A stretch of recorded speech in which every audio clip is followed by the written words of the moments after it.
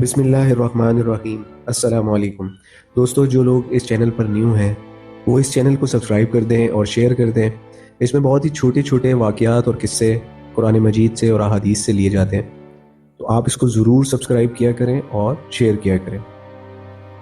جب سورہ تبت یدا نازل ہوئی اور ابو لہب اور اس کی بیوی ام جمیل کی اس صورت میں مذمت اتری تو ابو لہب کی بیوی ام جمیل غصے میں آپے سے باہر ہو گئی اور ایک بہت بڑا پتھر لے کر وہ حرم کعبہ میں گئی۔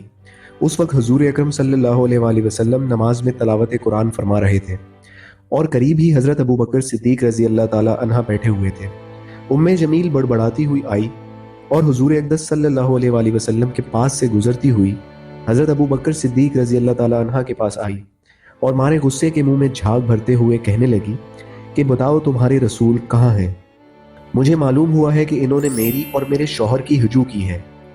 حضرت ابو بکر صدیق رضی اللہ تعالیٰ عنہ نے فرمایا کہ میرے رسول شاعر نہیں ہیں کہ کسی کی ہجو کریں۔ پھر وہ غیظ و غضب میں بھری ہوئی پورے حرم کعبہ میں چکر لگاتی پھری اور بکتی جھکتی حضور صلی اللہ علیہ وآلہ وسلم کو ڈھونڈتی پھری، مگر جب وہ حضور صلی اللہ علیہ وآلہ وسلم کو نہ دیکھ سکی تو بڑبڑاتی ہوئی حرم سے باہر جانے لگی اور حضرت ابو بکر صدیق رضی اللہ تعالیٰ عنہ سے کہنے لگی کہ میں تمہارے رسول کا سر کچلنے کے لیے یہ پتھر لے کر آئی تھی، نعوذ باللہ، مگر افسوس کہ وہ مجھے نہیں ملے۔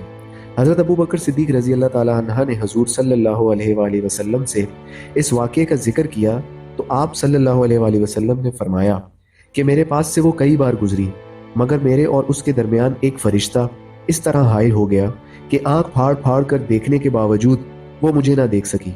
اس واقعے کے متعلق یہ آیت نازل ہوئی۔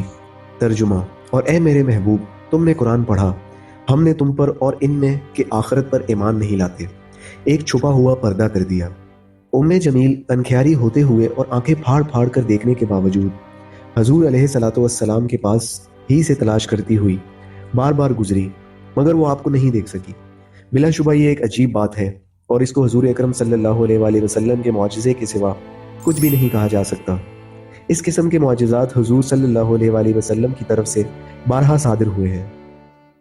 خدا حافظ۔